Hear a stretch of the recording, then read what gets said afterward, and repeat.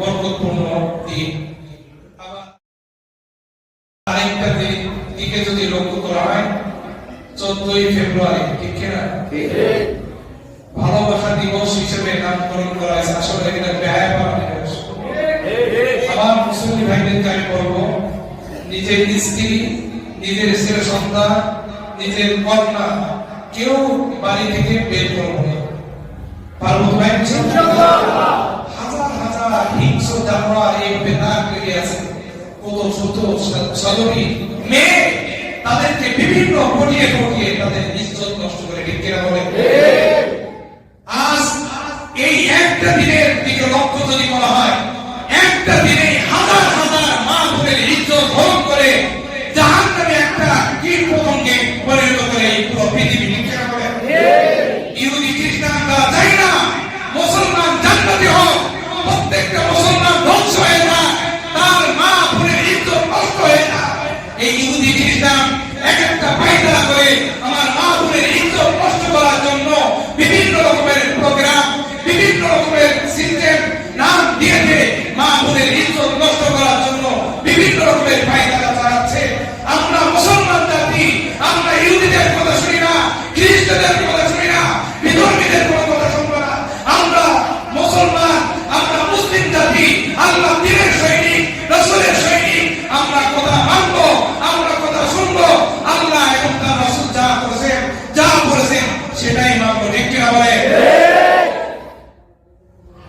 মুসলমানদের আল্লাহ রাসূল সাল্লাল্লাহু আলাইহি ওয়াসাল্লাম বলেছেন, হে মুসলিম জাতি, এই পৃথিবী আমি আল্লাহ তাআলা যত রাস্তা দেব, ওয়াসসামা বানাইনাহা বিআইদি ওয়া ইন্না লামুসিউন ওয়াল আরদা ফারাশনাহা ফানি'মাল মাহিদুন ওয়া মিন কুল্লি শাইইন খালাকনা যাওজাইন লাআল্লাকুম তাযাক্কারুন। ফাফিরু ইলাল্লাহ, আল্লাহর দিকে ফিরো, আল্লাহর দিকে ফিরো। হে মুসলিম জাতি, তুমি যদি মুসলমান হয়ে থাকো, মুসলমানের সন্তান যদি হয়ে থাকো, আল্লাহর গোলাম যদি হয়ে থাকো, রাসূলের উম্মত যদি হয়ে থাকো, রাসূলের যদি সৈনিক হয়ে থাকো, তাহলে আমার প্রত্যেকটি কাজ ইহুদির কথার পরখিলাপ হবে, ঠিক কিনা বলে? ওই নাস্তিকরা যা বলছে তার পরখিলাপ হবে, ওই ইহুদি মতবাদ যারা আছে তারা যা বলে তার পরখিলাপ হবে। আমার যারা, আমার কথা, আমার সব প্রত্যেকটি কাজ কথা নবী আদর্শের উপর চলবে, ঠিক কিনা বলে? আজ শবে বরাতের রজনী আসবে, আবার এই ব্যয়বহুল দিবস আসছে। মুসলিম ভাইদেরকে বলবো, নিজের ঈমানকে উঁচু করেন, নিজের সন্তানকে বাঁচান, ছেলে থাকলে ছেলেকে বাঁচান, মেয়ে থাকলে মেয়েকে বাঁচান, স্ত্রী থাকলে স্ত্রীকে বাঁচান, ভাবি থাকলে ভাবিকে বাঁচান, ভাতিজি থাকলে ভাতিজিকে বাঁচান, ভাগিনী থাকলে ভাগ্নিকে বাঁচান। ও ভাই, আজ এই সমস্ত কর্মের কারণে আযাব আছে, গজব আছে, কিন্তু আল্লাহ তাআলা প্রিয় কিছু বান্দা আছে যাদের চোখের পানির কারণে, যাদের ক্রন্দনের কারণে, দিনের ব্যথার কারণে আসমান থেকে গজব নাযিল হয় না, আসমান থেকে বিভিন্ন বজ্রপাত নাযিল হয় না। এই আল্লাহর প্রিয় বান্দাদের কারণে, দিনের ব্যথার কারণে আজ আমরা চলতেছি সুখে সুখে। মুসলমান যেইভাবে চলতেছে, ইহুদিরা যেইভাবে চলতেছে, আমরাও সেইভাবে চলতেছি, ঠিক কিনা বলে? ওইভাবে চলা যাবে না। ইহুদিরা যেইভাবে চলে ওইভাবে চলা যাবে না। আমেরিকা যেইভাবে চলে ওইভাবে চলা যাবে না। আফ্রিকা যেইভাবে চলে ওইভাবে চলা যাবে না। আমি চলবো কার মত অনুযায়ী, আল্লাহ বলেন কার মত অনুযায়ী, আল্লাহ কার তরিকা অনুযায়ী চলবো, রাসূলুল্লাহ সাল্লাল্লাহু আলাইহি ওয়াসাল্লাম। আল্লাহ তাআলা আমাদের সকলকে আমল করার তৌফিক দান করুন। আমিন। মা বোনেরা, যে সমস্ত মা বোনেরা আওয়াজ শুনছেন, আমার কথা আওয়াজ আপনারা আওয়াজ শুনবেন, কিন্তু আমার কথা নাই ওয়াজ মনে করে শুনেন। কারণ আপনারা আমার মা, মায়ের মতন মা। অনেক মা আছে আমার মায়ের বয়সী, অনেক বোন আছে আমার বোনের বয়সী। সেই জন্য মা বোনদেরকে আমি লক্ষ্য করে বলি, একটু কথা শুনবেন, এটাকে নসিহত মনে করবেন। কিসসা কাহিনী এই সমস্ত বাদ দিয়ে, ওই আওয়াজ বাদ দিয়ে ওয়াজ নসিহত শোনার জন্য চেষ্টা করবেন। এখন অবস্থা এমন, কিসসা কাহিনী চলে, আওয়াজ শুনে মানুষ শুধু আওয়াজ শুনে শুনে কাঞ্চ হয়, কিন্তু ওই স্থান থেকে চলে আসার পর সব ভুলে যায়, আমল সব বরবাদ হয়ে যায়। সেজন্য আমার ভাইদেরকে আমি বলি, যতদিন আল্লাহ তাআলা এই মাটিতে আমাকে রাখবেন, যা বলবো ওয়াজ মনে করবেন, নসিহত মনে করবেন, নিজে আমল করবো ইনশাআল্লাহ।